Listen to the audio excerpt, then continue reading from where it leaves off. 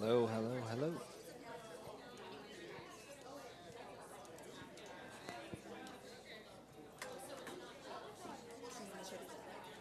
Yeah, I'm sorry.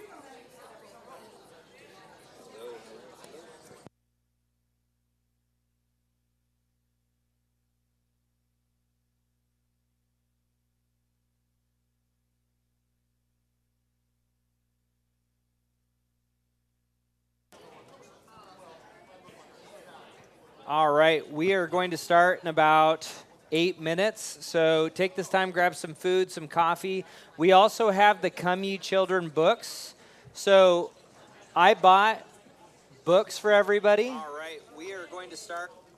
I bought books for everybody, so there's a box in that back table. These are for all Kidsmen volunteers. The book Come Ye Children by Charles Spurgeon. It's a book that I want you guys to have, and as we go into this next year, it's something I want us to be reading through and thinking about. So in about 7 minutes, we'll get started. Grab some snacks, grab a book, and I'll see you in a minute.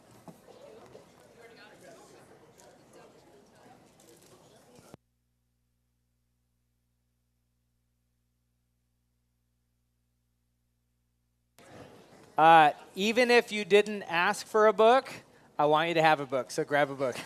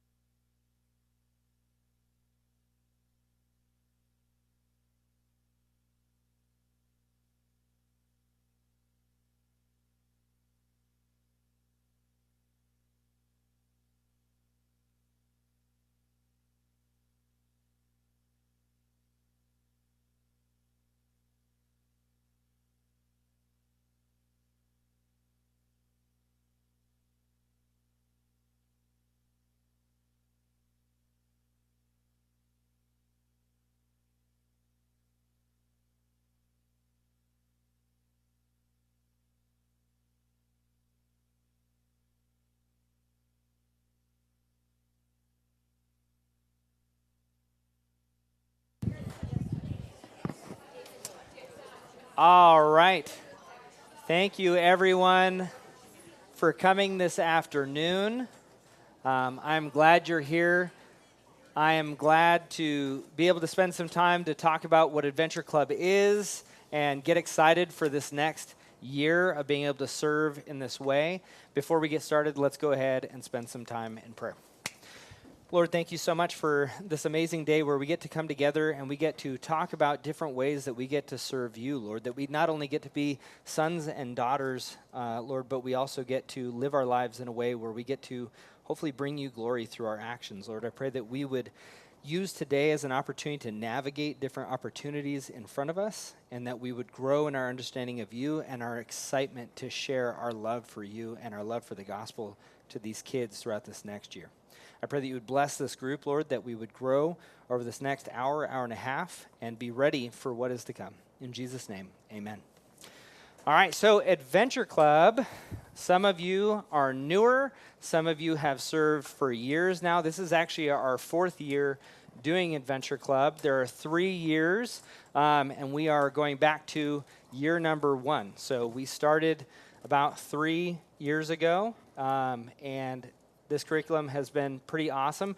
We have a new addition. So for some of you, if you were here that first year and you have the old books or you've seen it, you might see that there are some changes.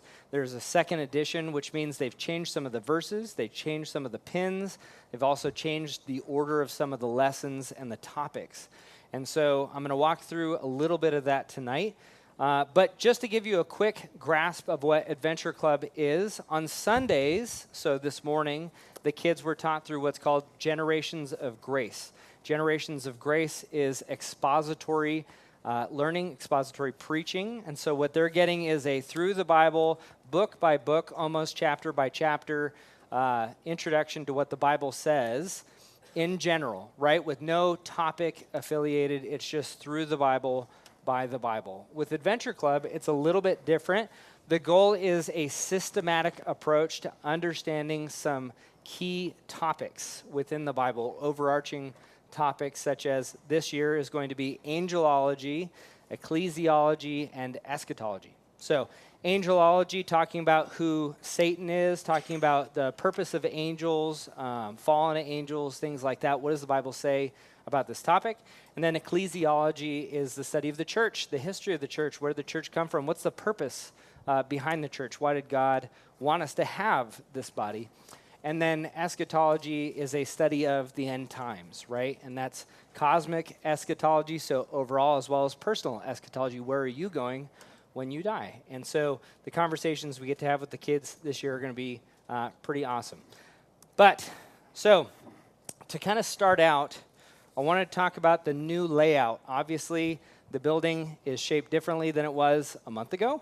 And so how does that change things for us with Adventure Club? If you were here last year, things have changed. If you are new to Adventure Club, well, this is all new. So games are actually going to be in the area where the kids normally do worship. So that little stage, it's called the Compass Room. But they're going to do games in there. Part of that is we can be a lot louder. And so we have life groups that usually meet in this area over here. And if we do games where we normally do games, we have to be quiet. And so the nice thing is with this new layout, they will be dead center in the middle of the kids' area. And so they can be louder. They can have a lot more fun. And then the teaching is going to be in the area where we used to do games. We have a camera that is set up in the back of that room, and so we can record those teachings. Whereas the teachings, when they were in this area, there was a camera for a little bit, but it wasn't put onto the wall. It was a temporary camera. And so now we can record these teachings, and so there's a couple benefits to switching back to this room. The flow, you're going to notice this is 2s, 3s, 4s and 5s, 4s and 5s, kindergarten first, second. There's a natural flow to it. This will actually be the flow on Sundays as well. So if you have not been to the kids ministry volunteer training over the past month, this was something I put out. It's changed a couple times based on numbers, but this will be the general flow. There is a door between the 2s and 3s. We have like record numbers for these little kids. And so I've had to switch where we'd have these classrooms because these two rooms are almost double the size of these rooms, and 2s and 3s already kind of go well together. We can open that door in the middle. They can have fun. It just provides a bigger space because we have a lot of kids. And so we're going to be meeting in the Pathways room beforehand. We always meet about 20 minutes before it starts. We have a volunteer meeting where I'm going to walk you through what we're talking about, some events that are coming up, whether or not it's a pin night, things like that. Games are going to be in the Compass room, teaching and pathways, shift to the classrooms. The other thing is we're not going to be doing colors this year. We're going to shift to grades. So before we used to have things like Scouts Yellow, Scouts Blue.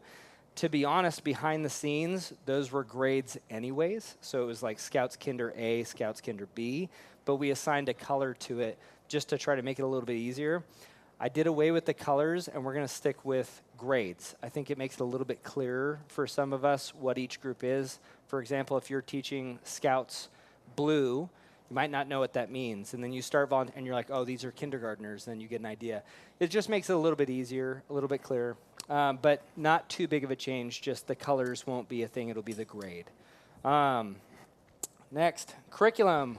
So like I said before, we're going to be going over these 3 major topics. So angels, holy angels, fallen angels, Satan, spiritual warfare, the foundation of the church, the beginning of the church, the body of Christ, the fact that the church worships, that we are edified, right, and that we believe. Eschatology, the kingdom of God, the millennium, the rapture, hell, and heaven. Just a quick overview. This used to be, I think it was angels. The first year was something else the first time. These actually weren't the 3 main topics, and then it got switched. This is the second edition. Policies and procedures. Some of you got to come to my volunteer training over the past month, and we went over the new policies and procedures document. Give me just one moment. There we go. So we have a new policies and procedures document. Now, the nice thing is, if you've been in the classes on Sundays, we have these yellow binders that these new policies and procedures documents have been put into. It's like 22 pages, which sounds like a lot. Most of it, if you've already served in Kidsmen, you know. So I'm going to go through it just a little bit, give you a quick overview. If you are serving on a Tuesday or Thursday and you see one of those yellow binders, pick it up. Read through it just a little bit. Make sure you know the contents to some degree. It's not too big of a read, but it is decently lengthy. So the purpose overall of this is to give you guys structure. I don't want you to be serving with these kids and wondering if you're doing the right thing. I want you to know, yes, I'm allowed to do this. No, I'm not allowed to do that. That's the purpose of this document. It's not a means of restricting you. It's actually a means of letting you do what you do best and not having to worry about what you can't do because you know it. So this is a living document. The goal with it, and you can see it's living because this is old. I have to update it. But the goal with this is just to equip you as volunteers with these kids, as leaders, that you know what you're doing. You know your lefts and rights. It breaks down the difference between volunteers, junior volunteers, which I'm going to talk about them in a minute. We have a lot of junior volunteers on Tuesday and Thursday nights. What does that mean? How are we going to equip them and use them? But a junior volunteer is anybody under 17 but older than 12. Under 6th grade, I kind of walk through what that looks like. And then we have policies for infants to 3s as kind of a subcategory. We have policies for 4s and 5s to 2nd grade, and then we also have policies pertaining specifically to 3rd through 5th. Each of these different grades has different needs, right? We're not changing diapers in 3rd through 5th. At least we shouldn't be. But they do have things that they need. You guys have specific questions because of the layout or whatever we're doing, and so this document walks through what's expected and what's not expected, as well as some definite no-goes. So I'm not going to go through all of it. I'm going to read through just a little bit, pick out a couple and bring it up, starting with the infants through first grade. I'm sorry, infants to threes. So, there we go. All right, so each of these are pretty similar. There's some key details that are different. Children may only be picked up by a parent or adult in our system as a trusted contact that has a tag with the same alphanumeric code that the child has. That's standard across the board, right? So if it's from infant all the way up to 5th grade, make sure that they have their sticker. If somebody comes up and says, that's my child, can I have them? No, you may not, unless you have the sticker. Children may not be taken out of the classroom or outside by a kids ministry team member for any reason unless directed by the kids ministry leadership team or approved ahead of time. Obviously, the layout's a little bit different with that lobby. The doors are going to be closed and locked on the outside so that it's kind of a safer space where the kids can run around in that game area. But no leader should be taking kids outside of that area unless it's something like the bathroom, right? Which there's policies we can take a look at in just a moment with the bathroom. The big no-goes, you guys know most of these, but I'll read through them. All interactions with children should be in the presence of another team member. No team member is to be alone with a child. If you're alone in a room, leave the door open so that we can see you, right? Perception is reality. If the door is shut and you're by yourself with a child, I'm going to start questioning what you were doing. Just leave the door open. It's safe for everybody. Today, we had something happen where a male volunteer was in a room with a student, and I chose to go in there with him just to make sure he wasn't alone. And that meant 5 minutes of my time just kind of standing there because I don't want him to look like he's doing anything other than what he's supposed to be doing. No tickling, hugging, or kissing is allowed. That's a big one. I have 6 kids, if you don't know me well. I probably should have introduced myself. Yeah, who is this guy? He sure talks a lot. So my name is Jared Campbell. My wife, Emily, right now is watching some of your kids. And then I'm the new kids ministry director. I have 6 kids. And with that, I even try to make sure with my kids that I'm being careful with how I'm interacting with them. Not in a way where I'm cold and distant, but I don't want it to be overly affectionate with other kids, or I don't want others to see me interacting with my children and think that's the norm, right? If they don't know that's my child. And so there's just some wisdom in what things look like. And so for us, no tickling, right? No unnecessary touching. We just shouldn't be doing. It's not our child. Don't touch that child more than you have to. Hugging, just don't do it. Kissing, definitely don't do it. If I see you doing these things, it's going to be a pretty serious conversation, especially depending on the context. Probably going to end up pulling you out of the classroom and having to talk with someone. So keep your hands to yourself. Seems like common sense. Sometimes, though, I mean, it's hard because we love these kids, right? Especially when it comes to littles. We're excited to see them. They're excited to see us. I stick to high fives, and I would suggest doing the same thing. Just make sure your interactions are safe and that can't be perceived in any other way. Children are not to be allowed to sit in men's laps. Just don't do it, right? If a child is trying to sit in your lap, stand up, move on, right? Do something else. They don't need to sit in your lap. Yes, they need comfort, and there are ways to make sure these kids are comforted if they're upset, but don't let them sit in your lap for the men. Parents are not allowed to enter the classroom or stay with their child in the classroom. So that's a big one. I've had long conversations about this one, and it's a tough one because most parents are trying to do right by their children. They want to make sure their children are integrating well, but we have a policy of the doorway is where we are now in control of what's happening in the classroom. Each of you have been background checked. If you have not, we need to talk. You should have been background checked and you've been vetted. We've probably talked to your life group leaders, something like that, to make sure you are who you say you are and that you are as safe as we can presume or check. But when a parent comes into the classroom, I don't know them from Adam and I don't know them from Eve. I don't know what their intentions are. I also don't know if that's actually their child. I just don't know. And so with that, we have a standard policy of past that doorway, parents are not allowed to come in. That doesn't mean a parent can't stand there and comfort the child, take the child out of the classroom, as long as they have the right ticket, right?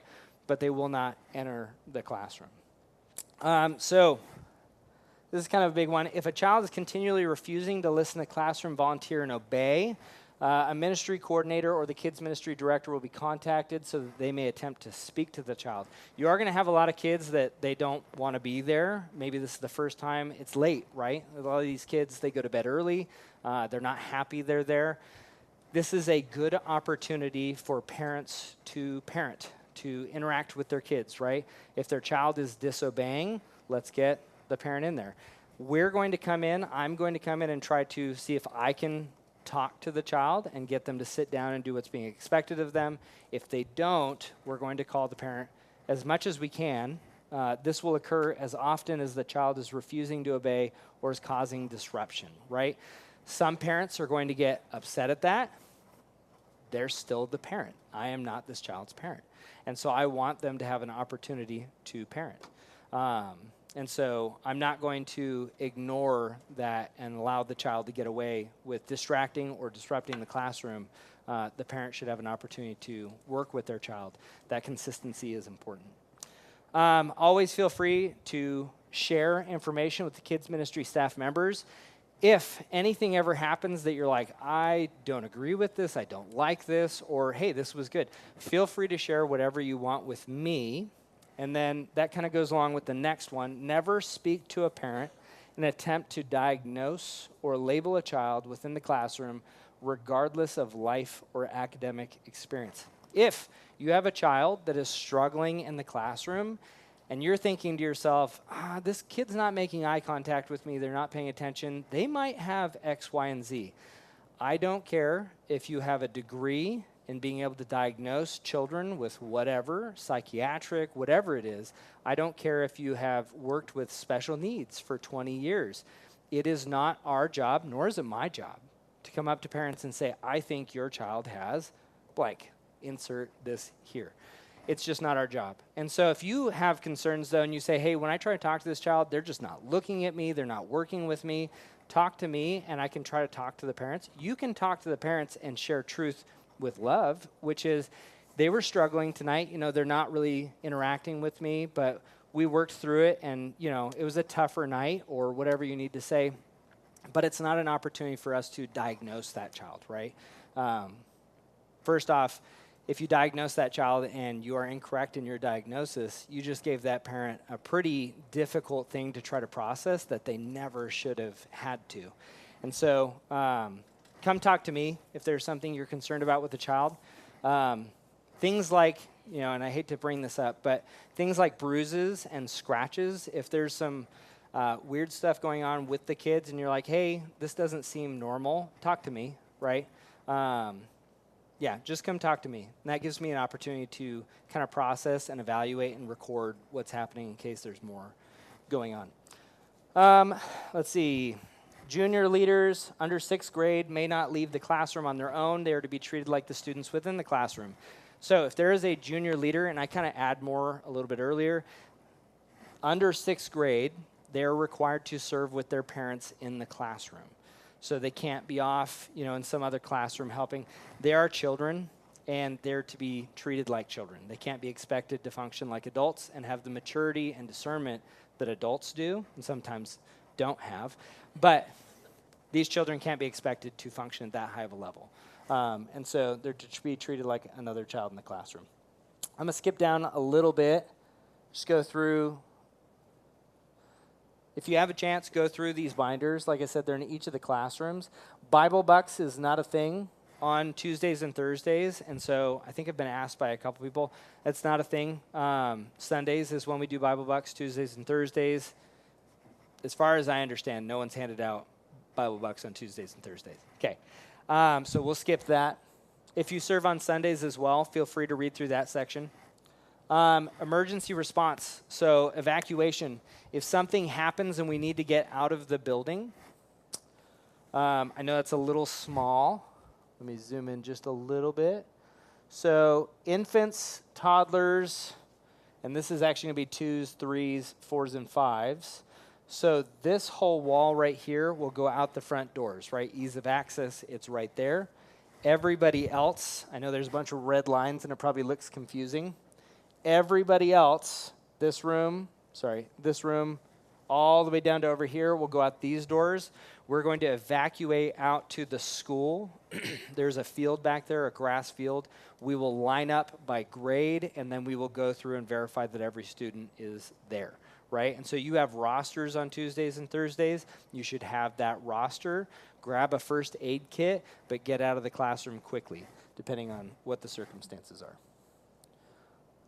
Then we have lockdown. So lockdown, this is something I'm trying to work on with Dan Bishop. He manages the facilities. We're trying to get locks on every door, so classroom doors, the doors to the Kidsman lobby. Right now, we don't have that. And so only half the rooms have locks, and that's unfortunate, but like I said, it's something we're trying to work on. I'm also trying to get, there's a mirror tint that we have on some of the classrooms. I plan on getting that for the rest of the classrooms, just so that you can't readily see who's inside and what they're doing. You have to get real close to be able to see through that mirror tint. Sickness. So it kind of walks through with volunteers. If you have any of these symptoms, incessant cough, sore throat, I know I'm clearing my throat up here, fever, nasal discharge, infection, rash, vomiting or diarrhea within 24 hours, itchy red eyes with discharge, just don't come. Let us know. Shoot us a text. I actually had close to 5 people just last night say they couldn't come in this morning. God always provides. If you are sick, stay home. Don't worry about it. We're not going to be upset at you. We're not whispering about you, saying that you never show up. We're actually thankful. So don't come in if you're feeling sick. If you have kids that come in and they have some of those symptoms, and it's harder to tell, right, if they have these symptoms, but if they have what feels to be a fever, right, or if they have an incessant cough, they won't stop coughing, nasal discharge, a rash, itchy, red eyes with discharge, let us know, and we will contact the parents because we're going to let them know, hey, your child appears to be sick. We would encourage you to take them home. And then that discussion will go wherever that discussion goes. But, yeah, be on the lookout for those things. So that is the policies and procedures. I'm going to read through this real quick. I feel like this kind of defines the purpose behind it. I know it's kind of tiny. These policies are not intended to create a restrictive environment for our volunteers. Instead, they exist to provide clarity and support in how we as a ministry operate. We ask that parents, volunteers, and church members do their part to uphold these policies and trust in the leadership of our church to handle each situation with wisdom and integrity, right? So some of you may be involved in discussions of this happened or that happened. We are supposed to trust in our leadership to resolve how to respond to that, right? And so we are trusting you with these kids to do what you do best in serving these kids, teaching these kids, leading these kids. And we'd ask that you work with us to trust us in how to manage and deal with different situations that might occur. Next, volunteer apparel. So we are not going to be purchasing Adventure Club t-shirts. I've had a lot of volunteers come up and say, I need a new Adventure Club t-shirt. We ran out right before I came on staff, and then the person who was our vendor, we no longer use that person as a vendor. I have an idea of what the color is, but then also we've changed the logo. And so there's a few different things going on, and basically what I've come to is I plan on purchasing Kidsman t-shirts. Most of you should have gotten an email with the link to sign up for a t-shirt. If you haven't, come talk to me. I can give you a QR code. You can scan that real quick and order a t-shirt. They're free. We give them to you. But I like things to be the same throughout. So if you come in on a Sunday, we have 2 different types of shirts that are going to be coming in. Navy blue is for everybody that serves as a volunteer except for the check-in personnel and myself. Part of that is if you're a first grade leader, you don't know why that door is open and if it needs to be locked. They need to come talk to me. So I have a little bit brighter of a t-shirt. It's like a teal, whereas everybody else would have a navy t-shirt. It's nice as a parent when things are the same on Sunday as they are on Tuesday and Thursday. The classrooms will stay the same. The t-shirts will stay the same. I want it to where a parent on autopilot, which let's be honest, most of us are, and I'd like them to be able to come in and just immediately know who's who and where they're serving, and it's provided to you. So these t-shirts, make sure you order one. If you don't have one, like I said, I'll make sure you get one. Lanyards are another big thing. We have lanyards. We've used them in the past. Where is Brenda? There you are. Yep, we've used lanyards in the past. She's been working on those. Those lanyards are nice. They have schedules on the back. They also help parents identify outside of the shirt. If you don't have the T-shirt, parents can tell, hey, that person obviously is supposed to be here. I can talk to them. They're a volunteer. They're serving the church. So not getting Adventure Club T-shirts, but we will be purchasing more of the new Kidsman T-shirts, and then we'll be wearing lanyards. Schedule. This is really tiny. Let me zoom in. Let's see if we can. Yeah. So some of the schedules have shifted slightly. I kind of went through over the summer and I talked to some of the volunteers, some of you guys, and got an idea of what was working well and what wasn't working well. It's not a crazy shift at all. There's just a few little things that'll be changing. So one of which was, trying to find it, sorry. I wanted to give more time to the students to work on memory verse practice and sword drills. And so I believe we took out craft for third through. What did we take out, Brenda? Sorry.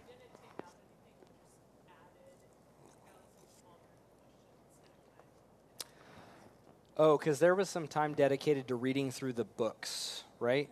Workbook time, which if you've looked at those workbooks, there's like a couple little crosswords and games in there. I don't really think that's how we should be spending our time. So we had talked, and one thing I wanted to encourage us, especially this year, is we're spending this time efficiently and effectively, which means these kids need to be going through the verses. We can be having more small group time. I really want to focus on why we're here. And that gets hard because we're there for, almost 2 hours, right? So an hour and 45 minutes if the parents actually pick up their kids on time. And so that hour and 45 minutes can feel long, and so we end up wanting filler time. But I want to make sure that the time we do have with these kids, we are really emphasizing, are you memorizing these memory verses? Are we doing sword drills? There's different things that we can do to really try to maximize this time. The kids already have a time dedicated to games, right? And it's about 20 minutes. I want us to make sure that we are really focusing on memory verses as well as that small group time. I also shifted snack away from games. I noticed that a lot of the kids over the summer would take their snacks and they would try to play games with their snacks. And it would turn this big mess. And then by the time they actually do get picked up by their parents, nobody wants to clean it because we all want to go home. And so small group questions. I know we've done this in the past. I would just say take ownership of that. Make sure your kids are picking up after themselves during small group. If they're being distracted with the snacks or they're, being ridiculous with the snacks, you have agency to tell the student, the child, to stop being obnoxious. You can also tell them to pause eating their snack. They will survive, and you can remind them of that. You're going to be okay. Don't allow the snack to be a hindrance. It is something that's nice for the kids. It's late. Like I said, a lot of them, it's their bedtime. But the snack was something I noticed over the summer especially. A lot of those kids were struggling to eat their snack and not make a huge mess or, run around with it or whatever it was. It's mostly the memory verse practice and sword drills towards the end. The other thing is, too, when parents come by and they're picking up their kids towards the end, if they see the kids running around and being rambunctious and crazy, and we get it, it's late, they're tired, they want to go home too, it kind of creates this perception that it's a free-for-all. And I don't want parents picking up their kids and thinking that it's just chaos the whole time, because it's not, right? They do a lesson, they're spending time in small groups, they're doing what they're supposed to. I think that it's important as parents pick them up that they see them doing things that they should be doing. For the scouts, I put cleanup/workbook. I think that was the other one we discussed. It was just workbook. So right here, 8:10 to 8:15. These kids are messy, and they can clean up. They have the ability. I'm sure most of them have chores when they go home. I know my kids do. And so spend 5 to 10 minutes right before the parents come. Say, hey, we're going to spend some time. We're going to clean up this room. Let's leave it better than we found it. Just kind of a good standard practice. That's the same for trackers. We have cleanup and then sit at tables. So I think there's some different activities that they do towards the end. These will be on the back of the lanyards. So if you're wondering what the schedule is, we have those there. There's also, like I said before, I like this word, agency, in how you use this time. You guys do what you do, and there's a reason you're here, and that's because you have a desire to pour into these children. If you decide one night, hey, we're not actually going to do this, we're going to do sword drills. Hey, we're not actually going to do that, we're going to do this. That doesn't mean skip games, right? I've done that before. I can do that as the ranger. I can say, hey, we're going to skip games until this is done. But for you guys, the time that you have with these students, utilize it well, right? Pour into these kids. And if you ever want to switch something around, or if there's something that's more efficient, come talk to me, and I can help try to make that happen, because there's always room for improvement. But there will be schedules on the back of these lanyards. Whoop, where'd it go? There will be schedules on the back of these lanyards once we get started. Next, we have, yes? On Tuesday nights, the second grade, when we left to go to game time, then the trackers came into the second grade room, so all the kids had to take all their stuff with them. Is that still going to happen, or are we going to have dedicated rooms? You're going to have dedicated rooms. So that was kind of the idea, too, with keeping the rooms the same. I like the idea of a second grader being in that second grade room Tuesdays, Thursdays, Sundays, that's the second grade room, right? It kind of keeps things consistent across the board. So you will have a designated room. I also, with games being in that center area, I've gone in there. The noise control with those walls is actually pretty solid. With as loud as it can get in that area, it gets really quiet when you close the door. And so I would say just make sure, as we're going into those separate rooms, we're closing our doors so that we can actually spend time in the classroom and have a conversation. Who is who? I probably should have started with this. Tuesday night, the ranger is myself, so Jared Campbell, check-in leader. It's kind of a made-up term, but it's someone who's helping at the check-in desk and kind of managing the check-in desk. It's going to be Emily, my wife, and so I'm going to be managing everything that's happening in Adventure Club, but then my wife is going to stay mainly at the check-in table, so if anything needs to happen. So, for example, if a 2-year-old is having a huge fit, let Emily know, and she can contact the parents, and then the parents can come. We have a system through Planning Center where I can send a text message to all of you saying, hey, your child is sick, your child needs their diaper changed, whatever it is. We have the ability to do that, and part of that is we don't want parents having 45 numbers in their phones because everyone's texting them about their child. It's easier when it comes from here. They can save that number, and they know, oh, the check-in table's telling me I need to go pick up my child. Thursday night, the ranger is John Joyce. If you want to stand up real quick, he's tall. The check-in leader, Kim Joyce. There we are. You can stand up. Yeah. And so same thing, right? So I lead a life group on Thursday night. Kim and John have volunteered their time to help serve, and I'm super excited. They did the summer series, but I'm really excited to see some of what they can bring to the table. He is going to be running Adventure Club on Thursday nights, and then Kim will be running the check-in table for anything that anybody needs. I've been referring to the check-in table as kind of the servant of servants, right? So they are there to help you do what you do. You shouldn't have to do everything else. That's what they're for, right? They can help you, help enable you to be successful in the classroom. But so that's who's who on Tuesdays and Thursdays. Okay, I'm going to zoom in a little bit here. We have the new calendars out. We still have things like pajama night, crazy sock night, decorate leader. And then as you can see, we kind of tried to maintain the 1 week off a month pattern that we did last year. I also have an Adventure Club page. If you haven't seen it, it has this, another calendar as well, a breakdown of the lessons. I'm going to try to jam pack that site so that any parent or you guys that wants to know anything about what's going on with Adventure Club, everything should be on that page. But this is the current plan. I also made this.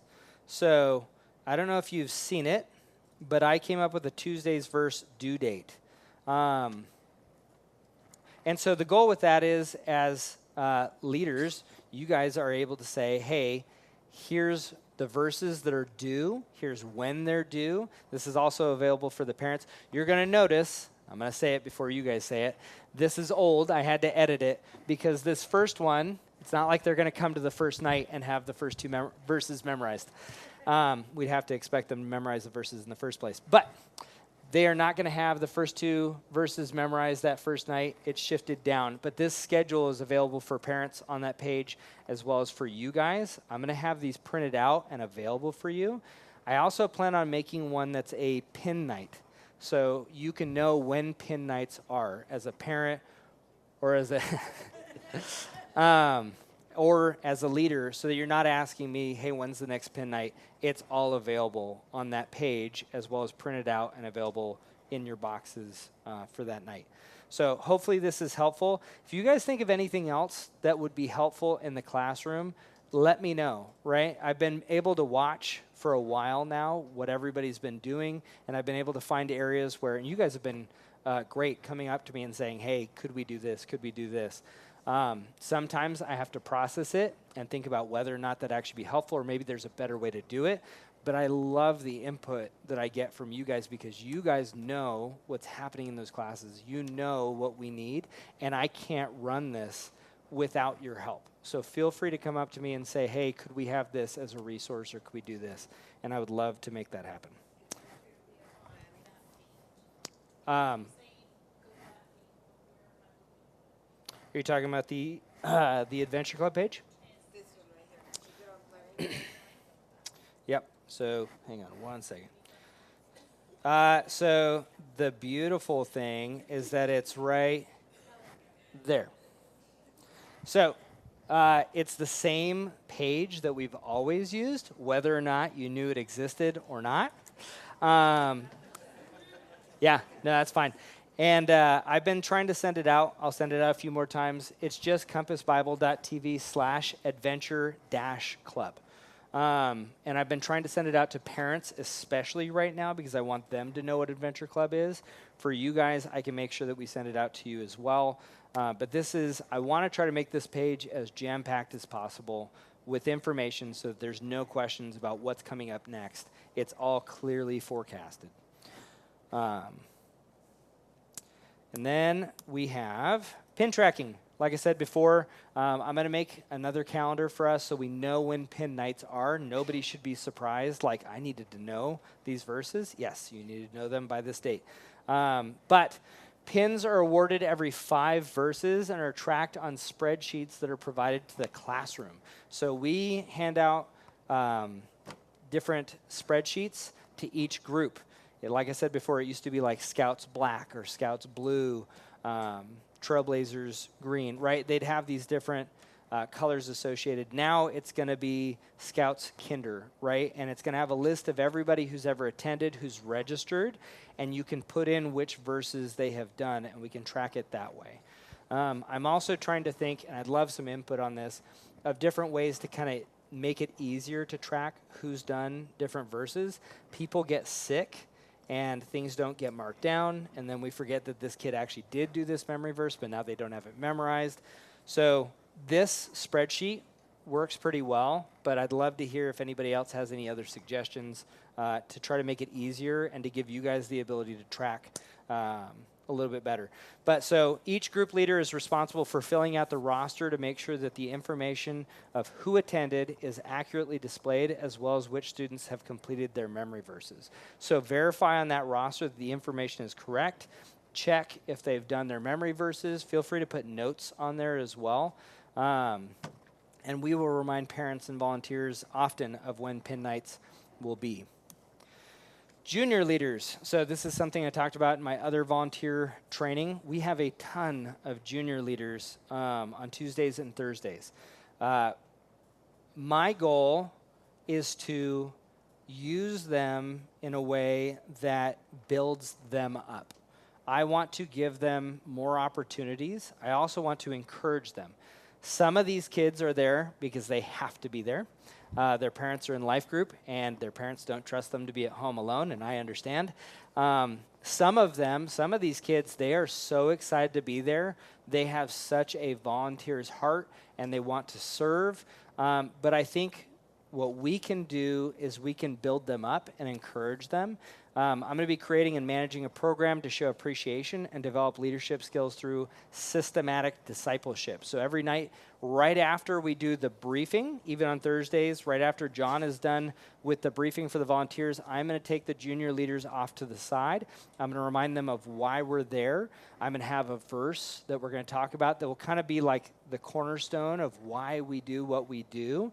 And then I'm going to encourage them and thank them for doing what they're doing. With that, all volunteer input is encouraged for me to know how things are going. If you have junior leaders that are not doing what they're supposed to be doing, talk to me first. I can talk to that junior leader, and if need be, I can talk to the parents. I hope that we can get to a point where with encouragement, with direction and discipleship, these kids can actually become integral parts of what we do on Tuesdays and Thursdays. Junior leaders, like I said, are going to meet with me each Tuesday and Thursday right after the informational meeting. My goal, I have coins that I'm trying to design where if you're a junior leader, if you've done 50 hours, which sounds like a lot, some of these kids with volunteering on Sundays, Tuesdays, and Thursdays, they're doing, I think the max I saw in a year, they could do like 175 hours. So some of these kids are doing that. They're serving a lot. And I'd love to just give them some kind of token to be like, hey, we appreciate you and what you're doing is awesome. And we want to encourage you because these are the kids, at some point, they're going to be growing up and doing exactly what you're doing. And if they're encouraged and discipled in the right way, that next generation is going to be hopefully blessed by that. And so that's the goal with the junior leadership program. I want to make sure that we're equipping them, engaging with them, growing them, and we're there for them. With that, we actually are all set. I usually do somewhat of a Q&A time. I didn't have a slide for it tonight. But we have a microphone. This is being recorded right now for anybody that wasn't able to attend. I have a microphone. I would love to see if there are any questions that we can try to answer today, and if not, we can come back to later about what's going to be happening for this next Adventure Club academic year. Does anybody have any questions? Yeah. You said the doors from the lobby are going to be locked during the Adventure Club. So right now we take the kids to the bathroom through there and come back through the lobby doors. Is there a new direction from the bathroom back to the children's ministry? No, but that's sort of, that's also why we have the check-in now as well. So we have a couple ladies that should be at check-in. So if you come up and you knock on those doors, they should let you in. Also, I'd like to throw this out there for bathrooms especially. I don't want you as leaders having to leave constantly to take kids to the bathroom. I'd actually like the check-in ladies to do that for you. I would like them to be the ones where you say, hey, I've got 5. Can you take them to the restroom?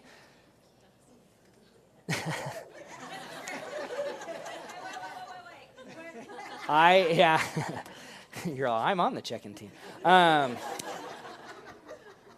I want you where you should be in the classroom with the kids. I don't want you having to jump out multiple times. And so also with those doors that go to the lobby, the new doors that were installed, not the exterior ones, we're going to be putting 2-foot by 3-foot glass. And then just for fun, nobody else has been told this. You guys get to be the first group. We're going to be turning all the doors in the kids ministry area from like second down into Dutch doors. And so we're not going to have gates. It's going to have the top and the bottom, which will be pretty nice. And so a couple little tweaks with that. But to answer your question, knock, let them know, have them take them to the bathroom, and then they can make sure. And we have gatekeepers throughout the building as well that can open the door as well.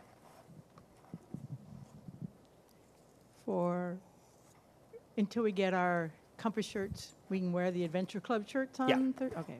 Yeah. So Also, with the black, a lot of you are wearing the Black Compass Kids Ministry T-shirts. Get out. No, I'm just kidding. So the main point of having these shirts is to identify, hey, this person is supposed to be here. There are a lot of nights and there are a lot of Sundays where you don't have your T-shirt. That's fine. I wear this, right? I plan on wearing the new T-shirts, but as long as they're able to identify you, that's the goal. If you have the Adventure Club T-shirt, that's fine too. I'm just not going to be purchasing more. And so at some point they will phase out, just like the black ones, and we'll be switching over to the new ones. But I have zero problem if you're wearing the black ones, the Adventure Club ones, or the new ones. Just realize that I am buying more of the new ones and not of the old ones. And so be ready for those to phase out. Yeah. So for the pin tracking, in addition to marking them off on the extra page, we used to also sign in their book. So if there was any like indiscrepancy between what verses they had checked off, if it was signed in their book, that was kind of like the ultimate check. Do you want teachers to keep just signing in their books in addition to? Yeah, I have no problem with that. I looked at Brenda, and Brenda gave me the nod. I think the problem with that is when kids don't have their books or they lost it or whatever's happened. Not that we can mitigate everything, but yeah, I have no problem with that. Those policies that you had up on the screen that are going to be in the yellow binders Yes. in the classroom, do you have that online as well? Yes, I will. So it'll be on so this is, I'm trying to make a staff page, or I'm sorry, not staff page, a volunteer page, where if you are a kids ministry volunteer in any capacity, it has a ton of video resources as well as documents. I want to try to make a one-stop shop for most things. I haven't gotten there yet. I'm working on it. But this will be made available online. I might even send it out in an email pretty soon just to make sure you have it. If you serve in a specific area like pre-K through second, read through that section first because that's what actually applies to what you're doing. There is different information in the different grade groups. So if you read third through fifth, it's going to say something different than what you just read. So my suggestion would be read the part that pertains to where you serve the most, and then read through the rest of the document. It's a really interesting read. But I will make sure it's available. We have one in the back and one in the front. I just had 2 instances last year where a child had come to me and they needed their parent. I went ahead and called the parent. Am I not supposed to do that now? I'm supposed to let the check-in people know and they call the parent? Yeah, so it's not like you're going to get in trouble, right? If something happens, you can call the parent. We just have the ability to do that from the check-in station, and it becomes a standard number. Whereas if they see your number, they might be like, who is this? I'm not answering, right? I don't know this number. But they'll have our number for sure, or at least they should, unless they blocked us. So you're not going to get in trouble if you end up doing that. It's just more of a standard practice. Let's try to go through the check-in team. Do you send the child to the check-in team? No. We send them a letter, or I'm sorry, not a letter, a message saying go to the classroom. Your child is sick or whatever it is. We send them a letter in the mail. They'll get it. Yeah. My question just refers to the color system changing. With trackers, we had different colors assigned with different teacher leads, like Yep. adult leads. How is that going to look? Is there going to just be one for all the trackers, or? So it's going to be based on age group. So kind of think of if you've served on Sundays. Let me zoom in. So for trackers, right, you're going to have 3s over here. So trackers 3s, trackers 4s and 5s, trackers 4s and 5s. This will probably be more trackers 4 and then trackers 5. So it'll just be broken up by grade. They did that anyways. They just added the color as an extra identifier. To me, I would rather just be the grade. Now, the problem that we already can foresee, the potential problem, is that kindergarten, for example, can end up being like 40 kids, right? If that ends up being the case, we'll split it up to kindergarten A and kindergarten B, and we'll allocate volunteers to manage both. But as for trackers, for example, trackers 3 would be here, trackers 4s and 5s, or trackers 4s and then trackers 5s. Yeah. On the policy about parents not coming in the classroom, Yes. what if the parent serves in kids ministry, so they are background checked and vetted and all that? Can they come in if they Yeah. want to just see the kids settle down before they leave them, or? So my standard answer is going to be no. With that, so for example, I work for the church. My son, Sam, he's 2. I've noticed in the past, yeah, you know Sam. He's been screaming like every Sunday for the past like 4 or 5 weeks, and it's just like he is not happy. And terrible twos. And I know some other people, you for example, you might be able to calm him down. If I poke my head in, it'll actually cause him to start getting upset again. With that, if I were to go into the room as a volunteer, if one of your kids are in the room, I'd say I'm just trying to avoid it, right? It's just as a standard practice, we should try to keep parents out of the room. Even if you're a trusted member, it can cause, I've had it before with Sam especially, where I've walked into the room and a little girl, because he's saying dada, and then she starts calling me dada, and she's just wanting comfort because she's like, where's my dada? And you know for a fact that once a child hears either dada, mama, or ice cream, it's about to get crazy. And so it's easier, it's better if we keep the parents out of the room to keep the room functioning. The moment a parent comes in, it kind of disrupts the flow.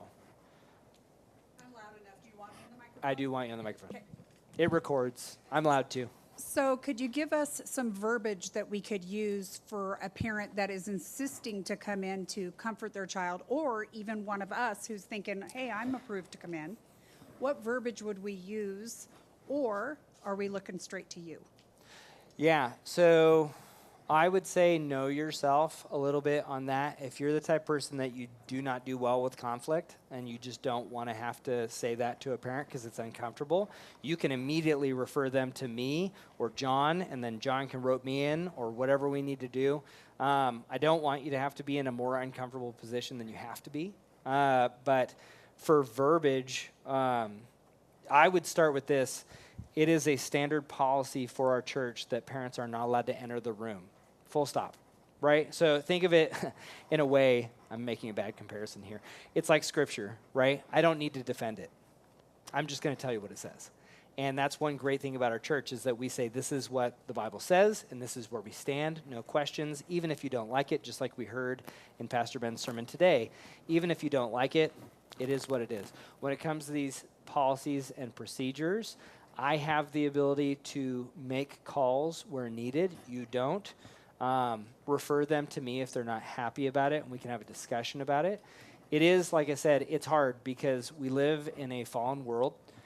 We have parents that love their kids and are trying to do best by their kids, but we also have to protect a lot of kids. I think there's like 500 kids that come to this church regularly. So it's not that I'm just thinking about my kids or your kids. I'm having to think about policies that would protect 500 children.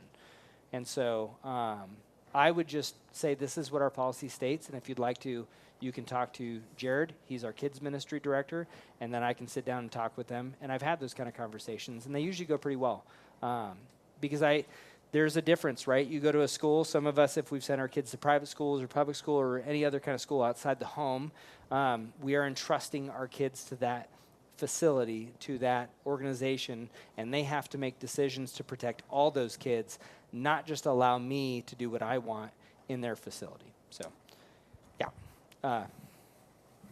Are any of these standards or policies posted on the classrooms or in the classrooms for the parents to see? Yeah, so that's what that yellow binder will be. So it'll be in the classroom. So this is this kids ministry policy that I was showing you earlier. It'll be in these soft yellow kind of binder things, and they're in every classroom right now as we speak. And so if you have to, I mean, you can pull it up if you want and highlight it and be like, it says right here. At least that ties your hands so that you don't look like you're the bad guy. I will gladly be the bad guy. So. In the past, if I've seen like a junior helper that was not doing what they're supposed to be doing, or they're on their phone, I've gone up to them and gently corrected them? Do you want me to just tell you, or if you feel comfortable and we can do it in love, do it then? Do in love. Okay. And I think that's, once again, knowing yourself. If you're going to get frustrated at these kids, which can be a temptation because sometimes they're not doing what you want them to, get one of us to come talk to them. Maybe ask one of the other leaders to do it. Also, let me know, right? Because even if you do talk to them, I can follow up. There was one leader who came up to me over the summer and they said, hey, these junior leaders, when we do worship, they just go in the back and they talk. And to be honest, I was running around trying to get stuff done. I didn't see that. And so I walked up to them and I said, when we do worship, you will do worship. And I said, you don't have to do all the hand motions because I know you're older and that's beneath you. But you at least should be standing there and singing alongside of us. And I told them this. These little kids oftentimes see you as a superhero. They think you are incredible just by being in 9th grade. And so for you to stand there and sing alongside them, oh man, that tells them that that's a good thing. That tells them, I want to be like them when I'm older. And so I was able to follow up and talk to them. You're able to talk to them. By all means, have those conversations. I will say, let's come at it from an encouraging standpoint. Obviously, if they're doing something, atrocious that they should not be doing, like you can't encourage anything with that, come talk to me and I will talk to their parents. I'll handle it from there. But I think most of our interactions should be from an encouraging standpoint because, like I said, some of these junior helpers that are in here right now, a lot of them they're doing such a good job in these classes. And I want to encourage the rest of them in that direction and not discourage them because they have to be there. But yeah. Anybody else? We got 2 up here.